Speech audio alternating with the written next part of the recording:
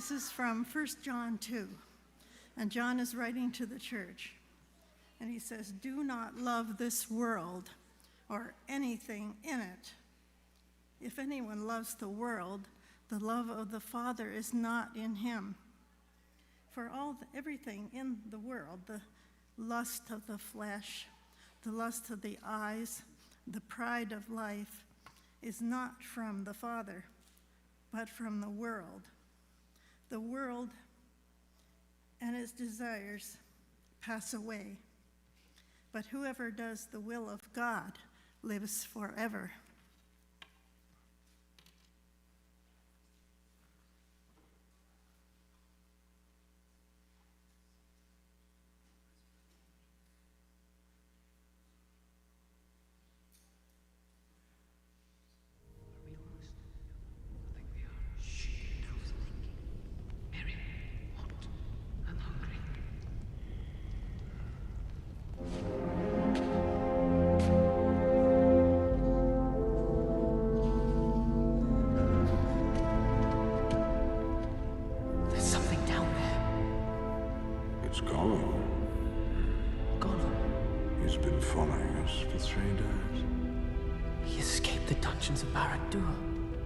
Escaped, or was set loose, and now the ring has drawn him here.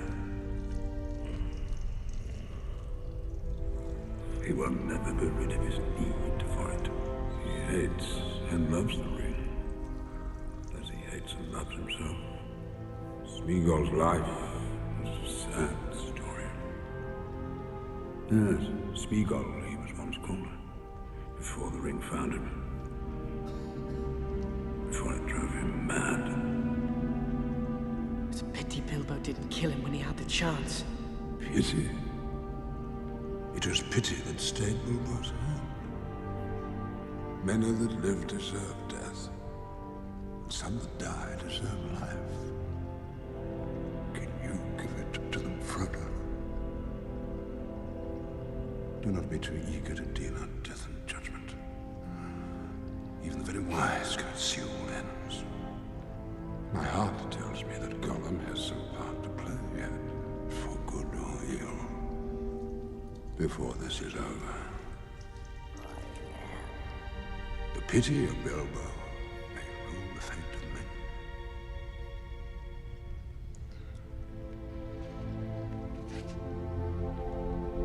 I wish the ring had never come to me. I wish none of this had happened. So do all who live to see such times, but that is not for them to decide.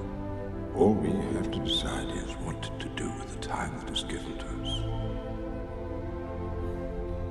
There are other forces at work in this world, Frodo, besides the will of evil. Bilbo was meant to find the ring, in which case you also were meant to have it. And that is an encouraging thought.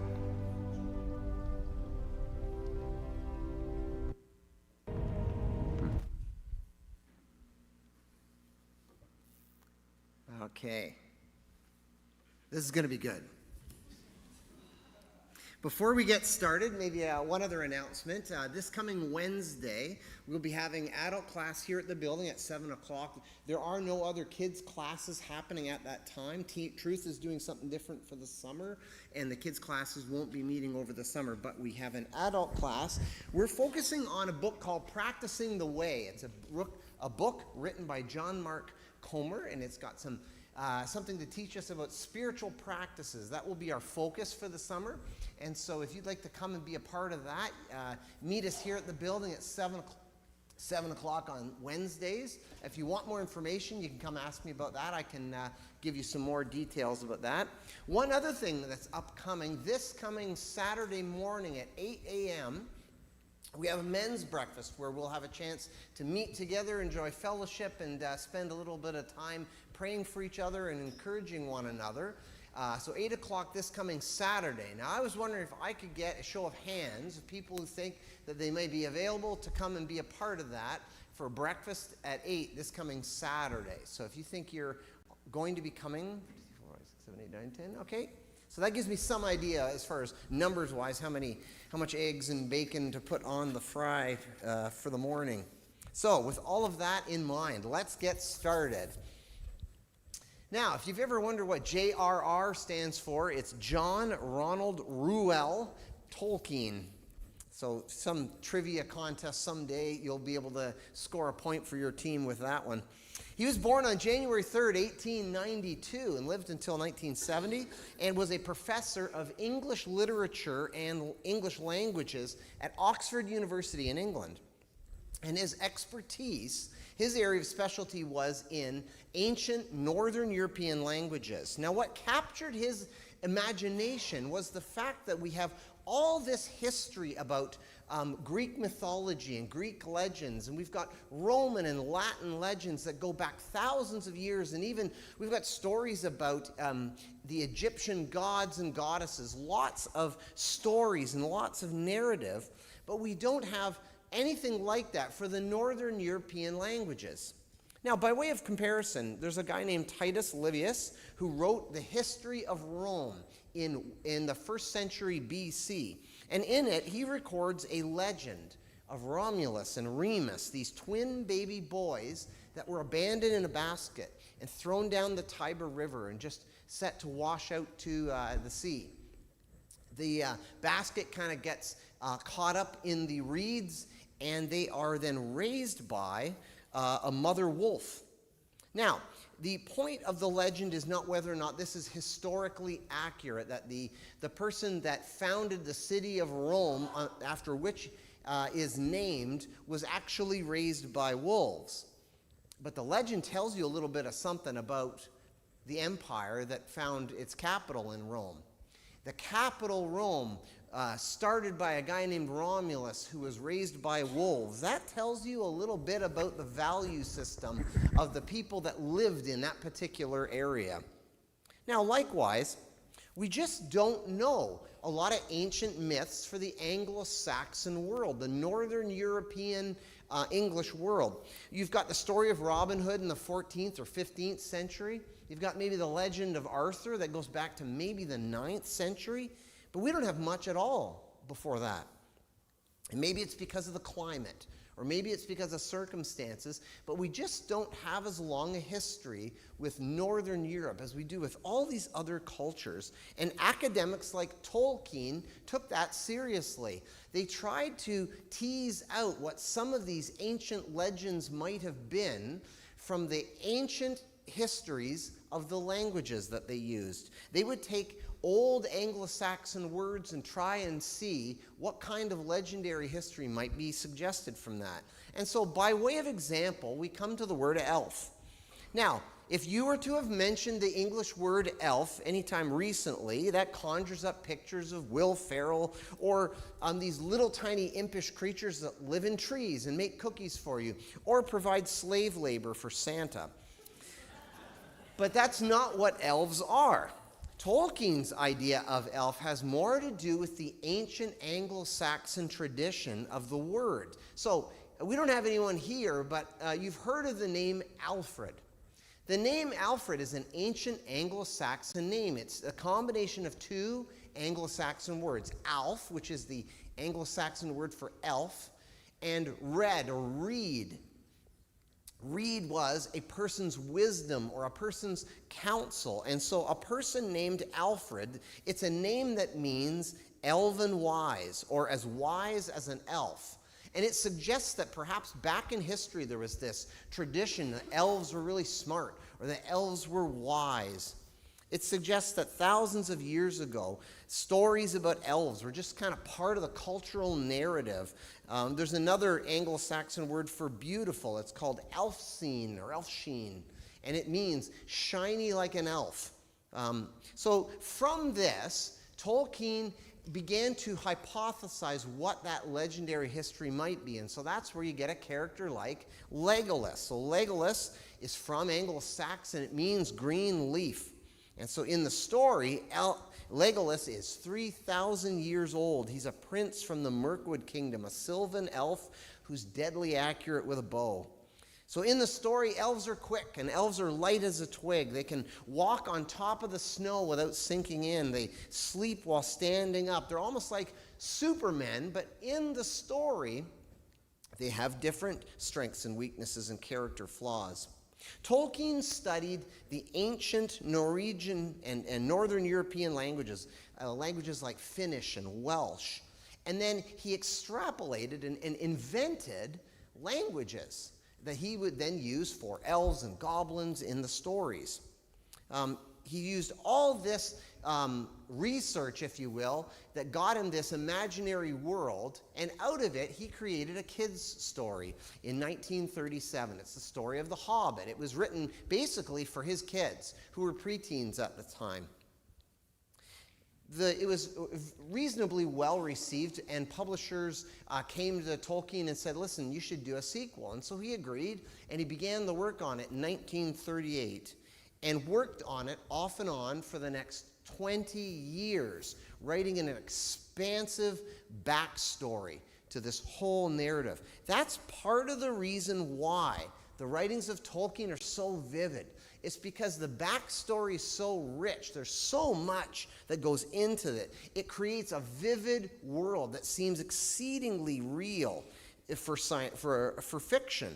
All the characters have thorough backstories that reach back, some of them hundreds of years. It makes the epic feel a little bit more real and more robust. And just as a quick aside, this is one of the reasons why Star Wars is having so much trouble right now. I'm sure you've been wondering.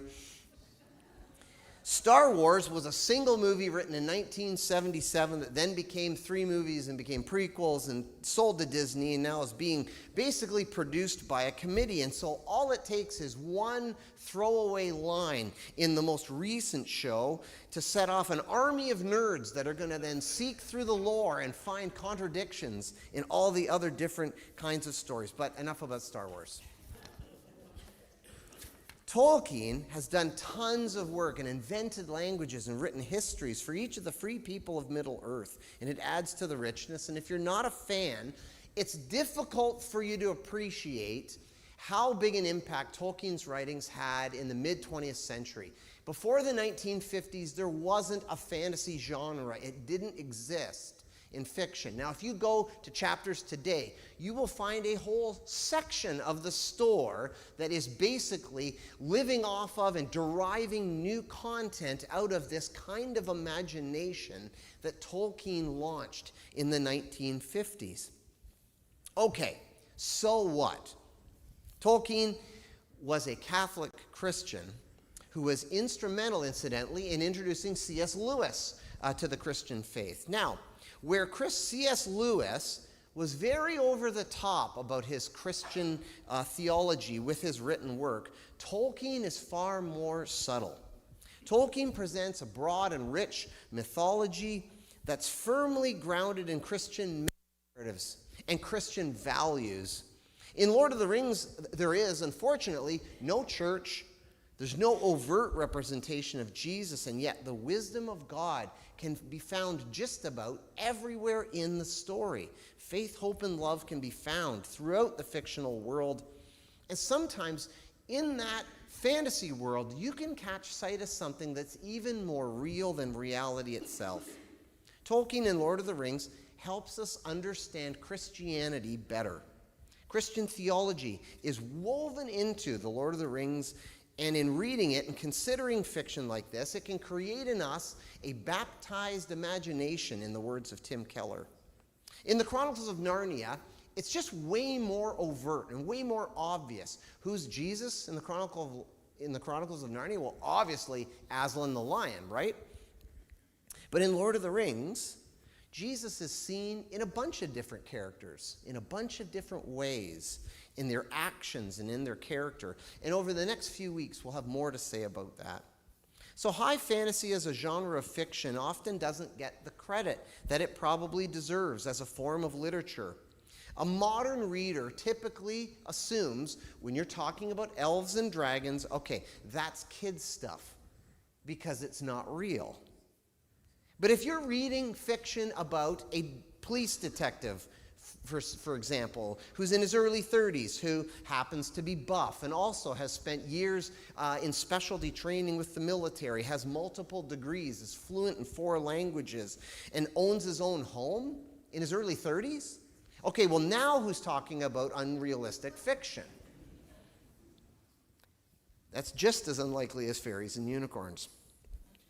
In an interview in New York Times Magazine, Deborah Solomon commented in jest to Ian McKellen, who plays the character of Gandalf, and says it's kind of weird seeing a classically trained actor such as yourself wearing costumes in a movie for 10-year-old boys.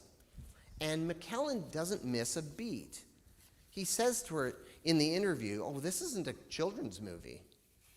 This is not a children's book. Fairy tales aren't just meaningless drivel. All forms of fiction, whether it's TV shows or YouTube videos or movies, they all have a huge impact on the reader and on the viewer. They operate much more deeply than we might realize." Famous quote I saw this week from G.K. Chesterton says that fairy tales don't tell children that dragons exist. Children already know that. Fairy tales tell children dragons can be killed. Fiction, even fantasy fiction, has a huge impact on the imagination of the people that read it, the people that watch it, the people that consider it. And so through this sermon series, I'm hoping that we can reflect on biblical teaching that is suggested in fiction, but I also hope that we get a little bit of practice in media literacy. I think it would help us to ask the question, what subtle questions are the shows that we watch suggesting to us? What impact is the media that we consume having on us and having our kids? The videos that we watch, what impact is it having? What are we learning here? So this morning, in the brief clip that I showed you, it's one of my favorite exchanges. Our heroes have been struggling through the mines of Moria. And at this point in the story, they figure out that one of the villains, his name is Gollum, and we'll say more about him later, he's been sneaking along behind them, following our heroes through the mines for days without at least Frodo the Hobbit realizing it. Now, he's following Frodo because Frodo now holds a terrible ring of power, that ring made by the evil Sauron to dominate the whole world. Now, Frodo has the ring, and Frodo's intending on destroying it. Gollum was a previous owner of the ring, and Frodo's uncle, Bilbo, could have killed Gollum some point in the past when he had the chance. And so in the clip, you hear Frodo spitefully declaring it's a pity Bilbo didn't kill him when he had the chance. But Gandalf the wizard's response is surprising. Pity, he says. It's pity that stayed Bilbo's hand. Many that live deserve death, and a few that die deserve life. Can you give it to them, Frodo? Do not be eager to deal out death and judgment. Even the very wise cannot see all ends. And then there's a line that will come up significantly. It's repeated 3 times in the series of books. The pity of Bilbo may rule the fate of many. We'll have more to say about that. Frodo says, I wish the ring had never come to me. I wish none of this had ever happened. And Gandalf says, so do all who live to see such times, but that is not for them to decide. All we have to decide is what to do with the time that we have with us. So far from a carpe diem kind of speech, to seize the day for one's own self-interest or self-indulgence, Gandalf echoes Jesus and his humble urgency to not squander our days, but to instead humbly be about kingdom work, not trusting God trust God to pull all the threads together. It sounds a lot like the words of Paul near the end of the book of Ephesians. Paul's wrapping up the book, and he says, look carefully then how you walk, not as unwise, but as wise, making the most of the time, because the days are evil. Now, Paul isn't being hopeless here in Ephesians. Paul is being humble. He's not thinking too highly of himself. He's trusting the Lord, rather, with his current circumstances. This exchange in the movie, the exchange in Moria, helps us understand the reading that Renee brought to us this morning from 1 John chapter 2. So if you've got a Bible, I'd encourage you to go back and turn to that.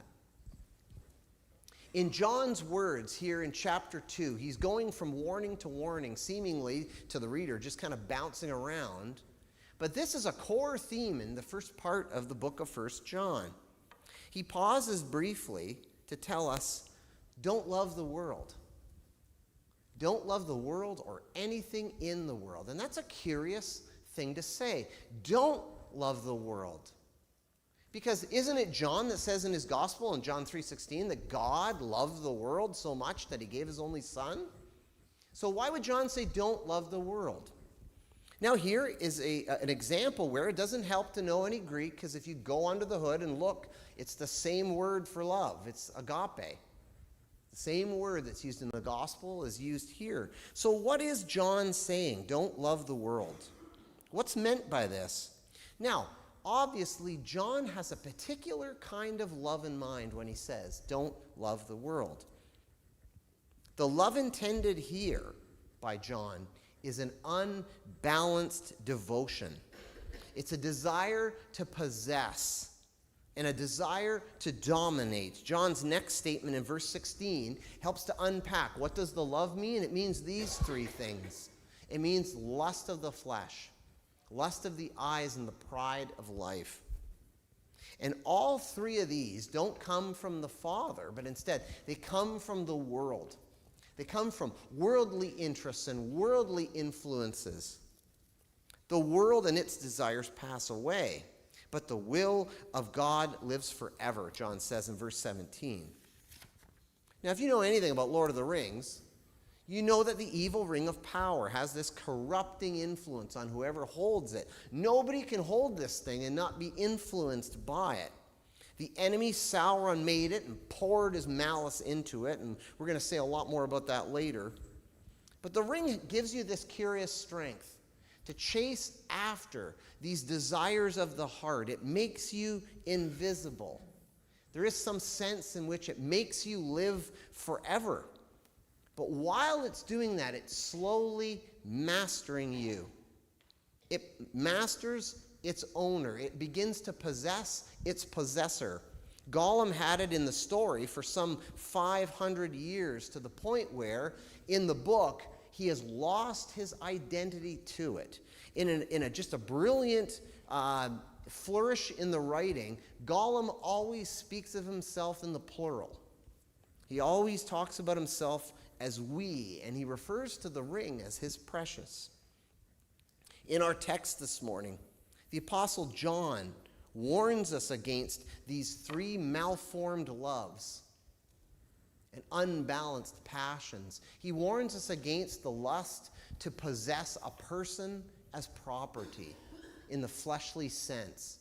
He warns us against the lust to possess someone else's property. And finally, he warns us against arrogance about our own individual limitations. Now, each of these overmastering desires is subtle in the way it works. They are invisible, each in their own way, and they slowly take possession of their possessor. They find numerous forms, but just by way of example this morning, I want to talk briefly about each. Pornography has been largely normalized in our culture in ways that are shocking. If you even just look at the way media treats the human body, male and female, in popular media now versus popular media even 20 years ago, there is a profound change and a profound normalization that is quite alarming.